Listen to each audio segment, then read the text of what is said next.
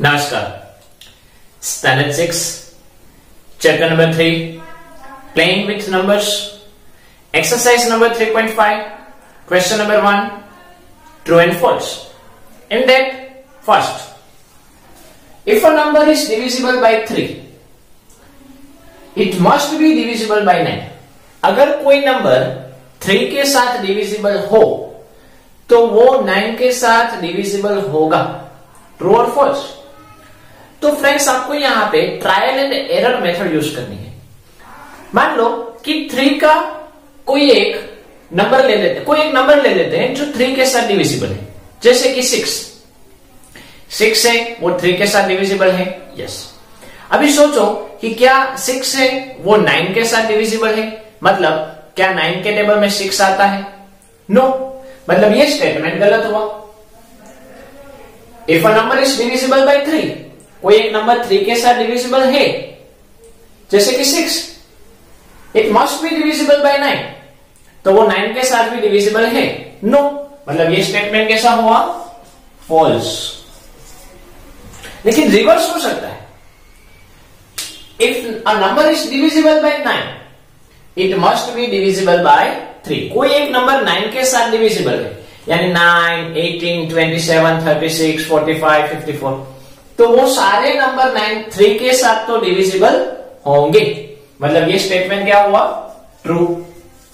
Same इसी तरह से ये question, if all the numbers which are divisible by 4 must be divisible by 8. सारे नंबर्स जो 4 के साथ डिविजिबल है वो 8 के साथ तो डिविजिबल हो गए ही.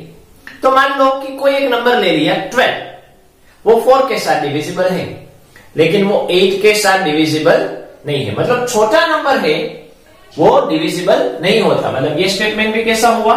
फॉल्स. जैसे यहां पे 3 स्मॉलर था, यहां पे इसी तरह से 4 स्मॉलर है. लेकिन रिवर्स हो सकता है. 8 के साथ डिविजिबल हो तो 4 के साथ डिविजिबल हो सकता है. Next time, all numbers which are divisible by 8 must also divisible by 4. मतलब ये ट्रू स्टेटमेंट होगा. मतलब स्मॉलर डिजिट हो सकता है, बिगर डिजिट नहीं हो सकता. Okay. A number is divisible bye 18. कोई एक नंबर 18 के साथ डिविजिबल है. If it is divisible bye 3 and 6 both, वो अगर 3 एंड 6 दोनों के साथ डिविजिबल हो. मान लो कि कोई एक नंबर ले लो कि जो 3 एंड 6 दोनों के साथ डिविजिबल हो. 12, वो 3 के साथ भी डिविजिबल है, 6 के साथ भी डिविजिबल है. तो क्या वो 18 के साथ डिविजिबल है? नो. क्योंकि वो खुद ही छोटा नंबर है, तो डिविजिबल कहां से होगा? मतलब ये स्टेटमेंट फॉल्स हुआ. Next, if a number is divisible bye 9 and 10 both, कोई एक नंबर 9 एंड 10 दोनों के साथ डिविजिबल है, then it must be divisible by 90. तो वो 90 के साथ डिविजिबल होगा. तो फ्रेंड्स, हमने जो 3.4 है उसके लास्ट 2 क्वेश्चन किए थे कि जब भी 2 नंबर दिए जाए तब उसका एलसीएम लेना होता है. तो यहाँ पे 2 नंबर दिए हैं 9 एंड 10, उन दोनों का एलसीएम ले लो. अगर एलसीएम या एलसीएम के मल्टीपल्स में कहीं पे 90 आता है तो ये ट्रू आएगा, वरना फॉल्स. तो 9 और 10 का एलसीएम अगर हम लेंगे तो क्या होगा? 2, 5, 3, 3, 3, 1, 5, 1. मतलब क्या हुआ?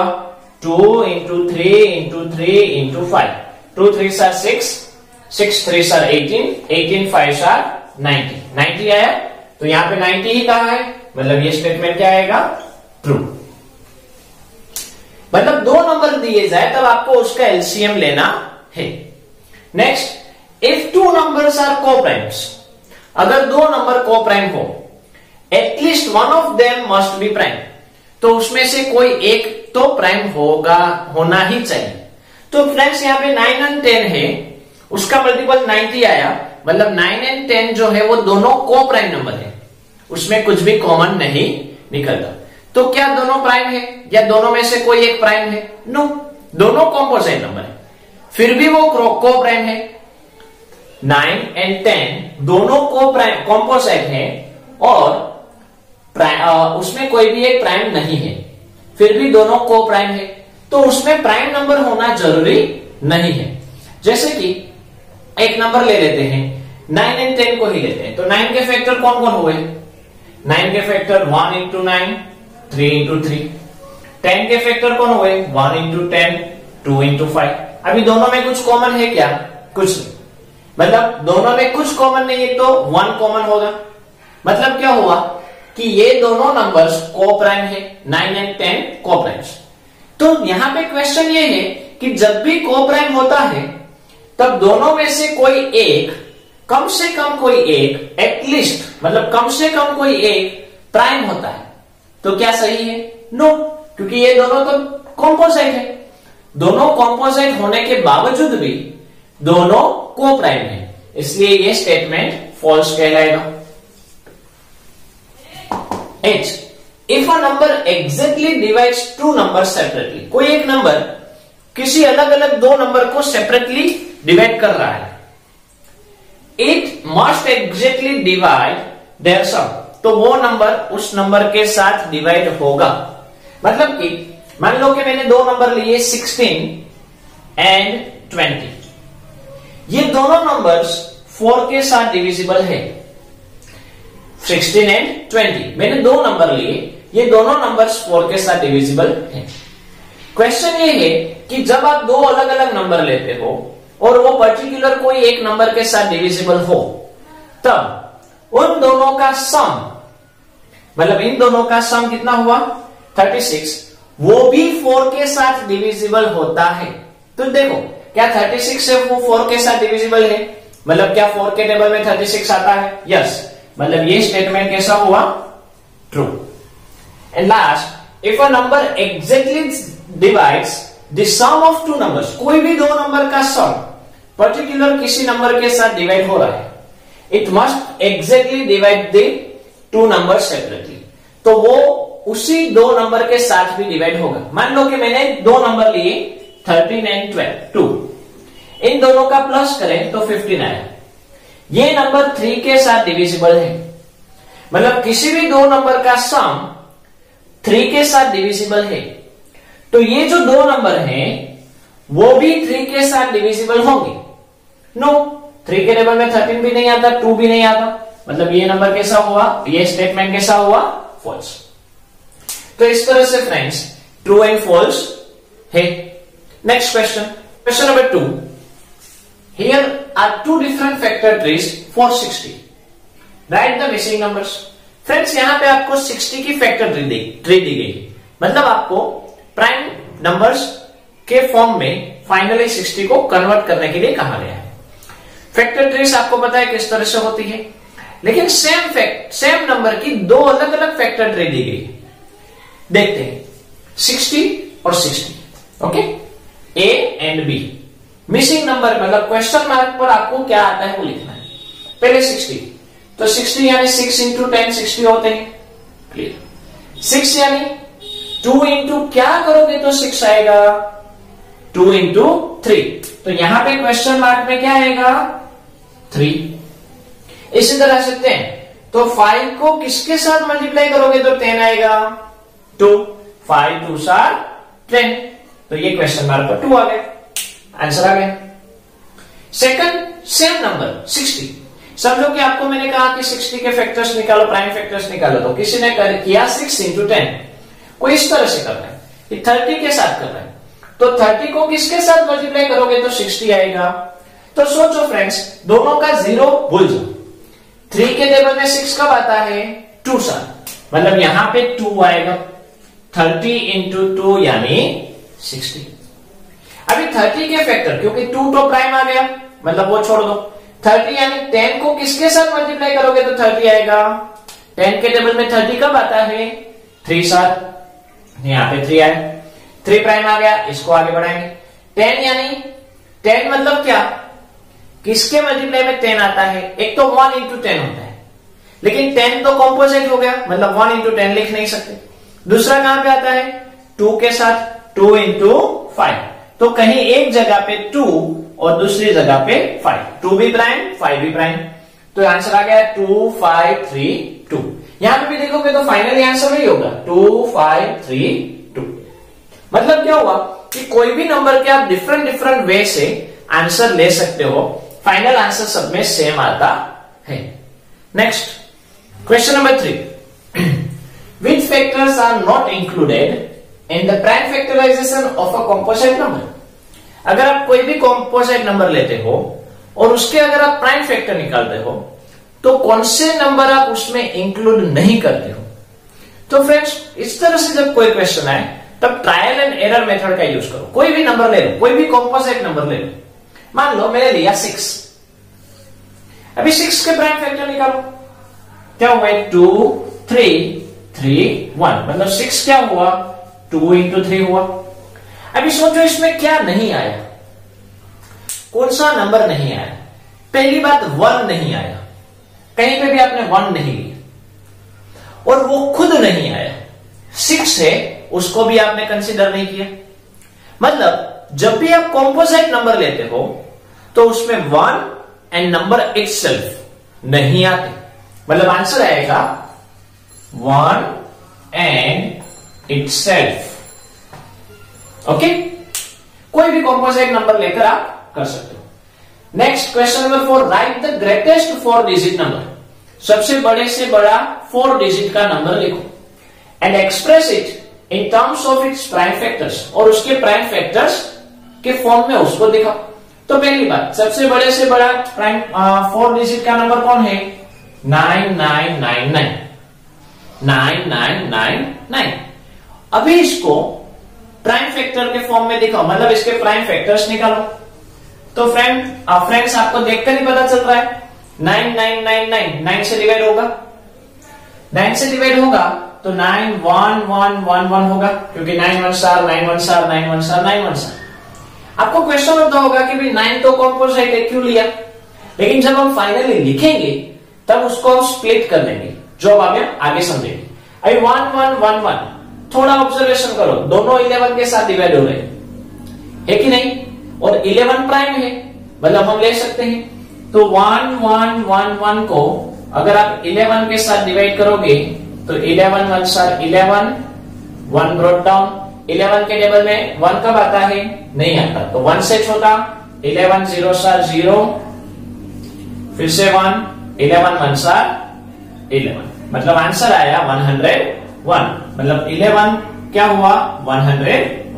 फ्रेंड्स 101 प्राइम है, डायरेक्ट लिख दो 101 इंटू, एक्सप्रेस करें तो क्या हुआ? 9999 is equal to 9 into 11 into 101, 9 into 11 into 101। अभी 9 को स्प्लिट कर दो, 9 यानी 3 इंटू 3 होता है कि नहीं? दोनों प्राइम आ गए कि नहीं? 11 तो प्राइम ही है, 101 भी प्राइम है। तो देखो हमारा सम इजी हो जाता है। आप पहले कॉम्पोजिट नंबर ले लो, दिक्कत नहीं, बाद में उस कॉम्पोजिट नंबर को स्प्लिट करो, फिर से प्राइम नंबर, तो यहां पे हमारा काम इजी हो गया और यहां पे हमने उसको स्प्लिट कर दिया, मतलब हमारा रिक्वायर्ड आंसर, स्टैंडर्ड आंसर हमको मिल गया। आप इस तरह से कर सकते हो। इसी तरह से क्वेश्चन नंबर 5 में दिया गया है, right the smallest 5 digit number and express it in the form of its prime factor.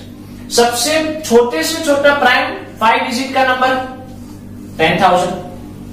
सबसे छोटे से छोटा प्राइम 5 डिजिट का नंबर कौन होगा? 10,000। अब इस 10,000 को आप एक्सप्रेस करो प्राइम फैक्टर्स में। इस 10,000 को हम एक्सप्रेस करें तो हम क्या करेंगे? 10,000 के फैक्टर्स निकालेंगे। अभी फ्रेंड्स जब भी 0 आए ना तो डायरेक्टली 10 से शुरुआत करो। 10 करोगे तो एक 0 निकल जाएगा, फिर से 10 के साथ डिवाइड करो, फिर से एक 0 निकल जाएगा, फिर से 10 के साथ और फिर से 10 के साथ। अभी क्वेश्चन होगा कि 10 तो कॉम्पोजिट है क्यों लिया? अभी 10 को स्प्लिट कर दो ना। 10 को जब आप एक्सप्रेस करते हो 10,000 के फॉर्म में इसको लिखोगे कि भाई 10 इंटू 10 इंटू 10 इंटू 10, यहां पे उसको स्प्लिट कर दो। 10 यानी 2 इंटू 5, दोनों प्राइम हो गए। फिर से 10 यानी 2 इंटू 5, फिर से 10 यानी 2 इंटू 5, फिर से 10 यानी 2 इंटू 5 हो गया। ये आपका आंसर। अगर आपको जरूरत पड़े तो अरेंज करो, पहले सारे स्मॉल नंबर लिखो, 2 इंटू 2 इंटू 2, बाद में बिगर नंबर लिखो। तो ये डायरेक्टली आपको कैलकुलेट होता है, ये डायरेक्टली आपका आंसर लाता है, वरना क्या करना पड़ेगा, 10,000 को 2 के साथ डिवाइड करो 5,000, 5,000 को 2 के साथ डिवाइड करो 2,500, उसको 2 के साथ डिवाइड करोगे तो 1,250। तो इस तरह से आपका जो क्वेश्चन है वो लंबा लंबा खींचता जाएगा और आपको अलग से करने की जरूरत पड़ेगी, लेकिन यहां पे आपका आंसर इजीली हो जाएगा। तो ये 10,000 का एक्सप्रेस हो गया प्राइम फैक्टर्स में। Next question, question number 6, find all the prime factors of 1729 and arrange them in ascending order.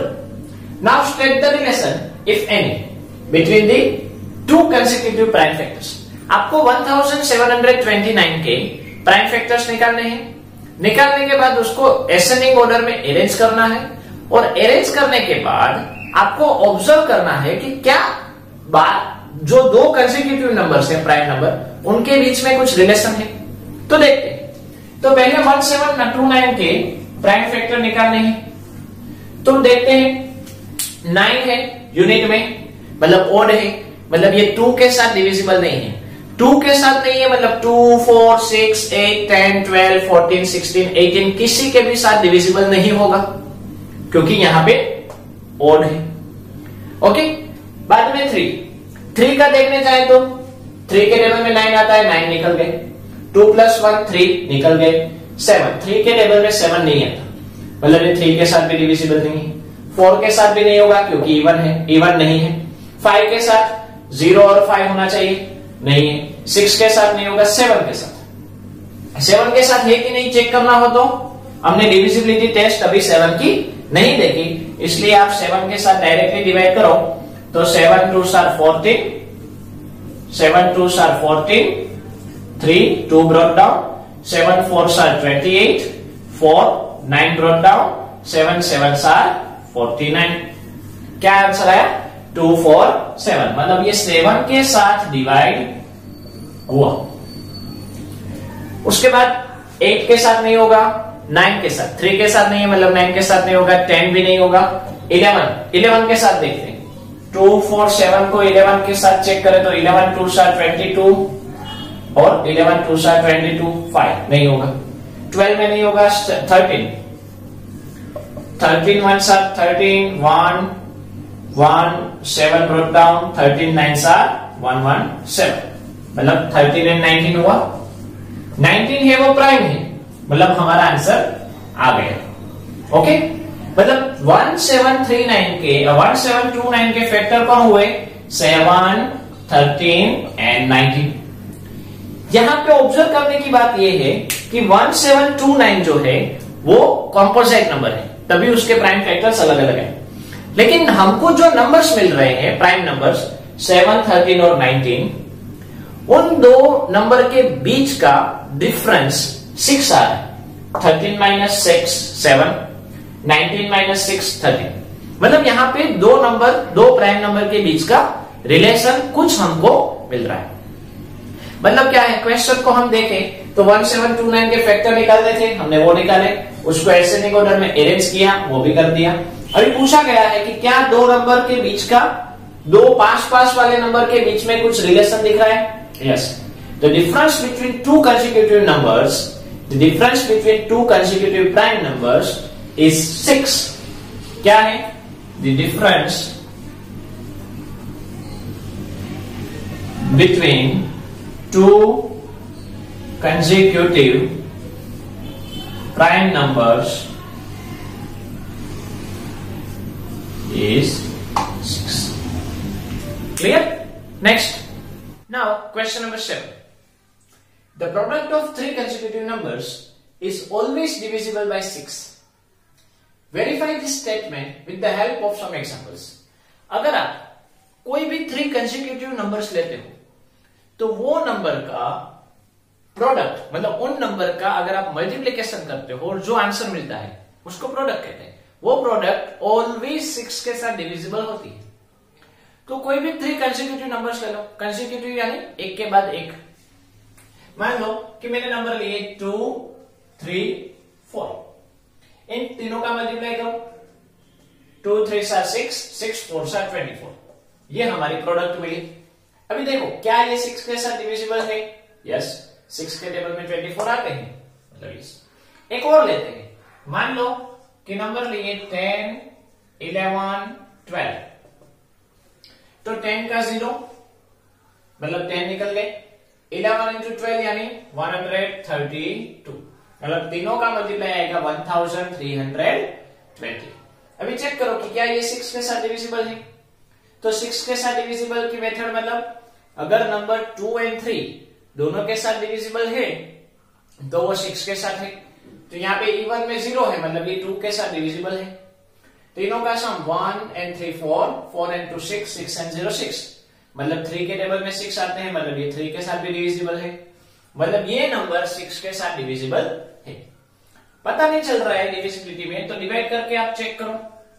6 2 12, 1 2 brought down, 6 2 12, 0 brought down, 6 0 0, remainder 0 आई, मतलब वो डिविजिबल है।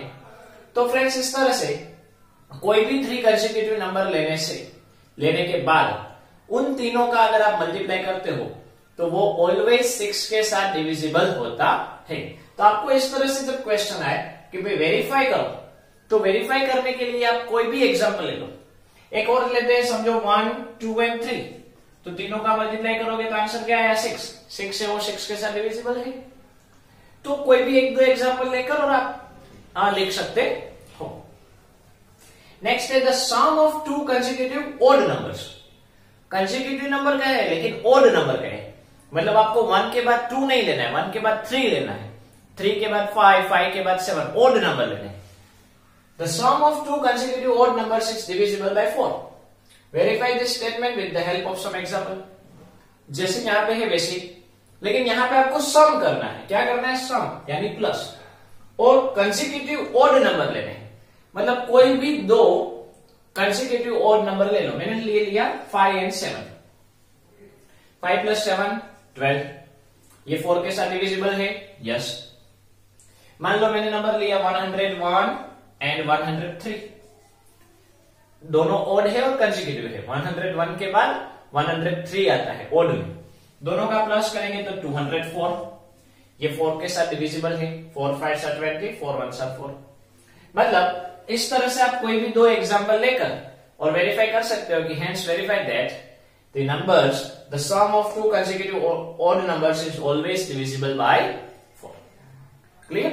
Next, in which of the following expressions prime factorization has been done?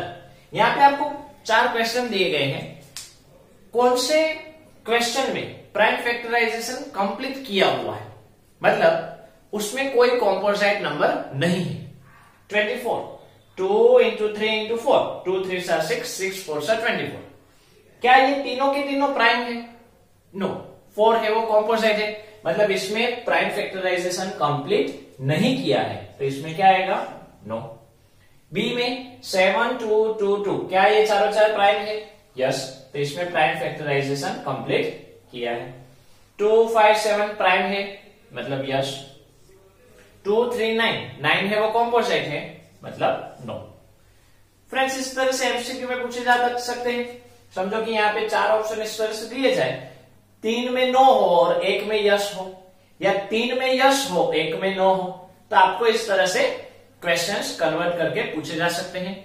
Next question number 10, determine if 25,110 is divisible by 45। Check करना है कि भाई ये 25,110 है वो 45 के साथ डिविजिबल है कि नहीं। आपको हिंट दी गई है कि 5 एंड 9, 5 9 से 45 होता है, मतलब 45 को स्प्लिट किया 5 एंड 9 में। 5 एंड 9 आर को प्राइम नंबर्स, और वो जो 2 नंबर है वो दोनों को प्राइम नंबर है। मतलब test the divisibility of the number 5 and 9।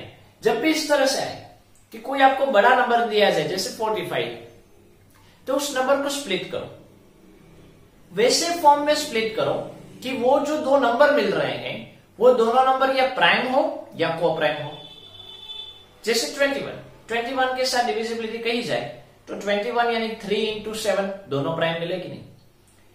उस वक्त आप 3 and 7 दोनों की अगर डिविजिबिलिटी चेक करो तो 21 की डिविजिबिलिटी मिल जाती है।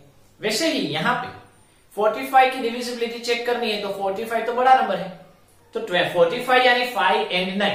आप 5 की डिविजिबिलिटी चेक करो, 9 की भी चेक करो। 5 एंड 9 दोनों में अगर डिविजिबल है तो 45 में है। जैसे हम 6 में करते हैं, 2 3 आर 6, 6 को स्प्लिट करो 2 एंड 3, तो 2 में एंड 3 में अगर दोनों में डिविजिबल हो तो वो 6 में होता है कि नहीं। इसी तरह से 45, 5 एंड 9, तो हम चेक करते हैं पहले 5 में। 25,110, 5 की डिविजिबिलिटी क्या है? If the unit figure is 5 और 0, अगर यूनिट फिगर 5 और 0 है तो वो 5 के साथ डिविजिबल है। यहाँ पे 0 है मतलब वो 5 के साथ डिविजिबल है। यस। 9 की डिविजिबिलिटी में sum of all the numbers is divisible by 9, then that number is divisible by 9। तो सभी का सम करो, 2 + 5 7, 7 + 1 8, 8 + 1 9, 9 + 0 9। 9 है वो 9 के साथ डिविजिबल है। यस, मतलब ये 9 के साथ भी डिविजिबल है। मीन्स 5 × 9 = 45 के साथ भी वो डिविजिबल है। तो जब भी बड़े नंबर आए तब उस बड़े नंबर को इस तरह से स्प्लिट करो। ओके। नेक्स्ट है 18 is divisible by both 2 and 3। 18 है वो 2 एंड 3 दोनों के साथ डिविजिबल है। 2 9s are 18, 3 6s are 18, मतलब 18 है वो 2 एंड 3 के साथ डिविजिबल है। It is divisible bye 2 × 3 6। अगर हम 2 एंड 3 दोनों का मल्टीप्लाई करें तो 6 आता है, उसके साथ भी 18 है वो डिविजिबल है। Clear? Similarly, a number is divisible by 4 and 6। कोई एक नंबर है जो 4 and 6 दोनों के साथ डिविजिबल है। Can we say that the number must also be divisible by 4 × 6 24? क्या हम कह सकते हैं कि अगर कोई नंबर 4 and 6 दोनों के साथ डिविजिबल है तो वो नंबर 4 6 are 24 के साथ डिविजिबल होगा? If not, give an example to justify your answer। आपका आंसर जस्टिफाई करने के लिए एग्जाम्पल दो। तो पहली बात, हमने हमारी जो आगे की एक्सरसाइज है 3.4 उसमें लास्ट 2 क्वेश्चन किए थे, उसके मुताबिक अगर कोई भी नंबर दिए जाए 2 नंबर तो उसका एलसीएम लेना पड़ता है। तो यहाँ पे 2 नंबर कौन है? 4 and 6, उसका LCM low. 2 2s are 2 3s are 2 1 3 3 1 1, 2 2s are 4 3s are 12। वो नंबर किसके साथ डिविजिबल होगा? 12 के साथ। वो नंबर 12 के साथ डिविजिबल होगा, नहीं कि 4 6 are 24 के साथ। मतलब आपको जब आपको इस तरह से क्वेश्चन दिया जाए तब आपको सिंपल यहाँ पे पूछा है कि can we say that the number must also be divisible by 4 × 6 24। तो आंसर क्या आएगा? नो। क्या आएगा? नो। एग्जाम में यहां तक ही कई बार पूछा जाता है, जस्टिफाई करने का नहीं पूछा। यस और नो क्या कहा जाता है? यस और नो। आपको क्या कहना है? 4 × 6 24, नो। ओके। अगर हम इसमें क्वेश्चन में आगे बढ़े, इफ नॉट गिवन एग्जाम्पल, तो आपको क्या करना है? एलसीएम लिखना है। Here the LCM of 4 and 6 is 12, so the number must divisible by 12, not 24। ये लिखकर छोड़ देना है। क्लियर? क्या लिखना है? No, the number must divisible by 12, not 24। Okay. Last, I am the smallest number. मैं एक सबसे छोटे से छोटा नंबर हूं। हैविंग 4 डिफरेंट प्राइम फैक्टर्स, जिसमें डिफरेंट 4 अलग अलग प्राइम फैक्टर्स हैं। Can you find me? क्या आप मुझे फाइंड आउट कर सकते हो? तो फ्रेंड्स क्या कहा है? 4 डिफरेंट प्राइम फैक्टर्स, अलग अलग 4 प्राइम फैक्टर है। तो सबसे छोटे से छोटे 4 प्राइम फैक्टर कौन कौन है? 2 3 5 7। सबका मल्टीप्लाई करो। 5 2s are 10, 10 का 0 लगा दो। 7 3s are 21, तो वो नंबर कौन सा हुआ? 210। इस सभी का मल्टीप्लाई करोगे तो 210, मतलब वो छोटे से छोटा नंबर है 210। तो फ्रेंड्स इसके साथ ही ये हमारी एक्सरसाइज है, वो एक्सरसाइज कंप्लीट होती है। तो आज इसमें यहां तक रखते हैं। नमस्कार।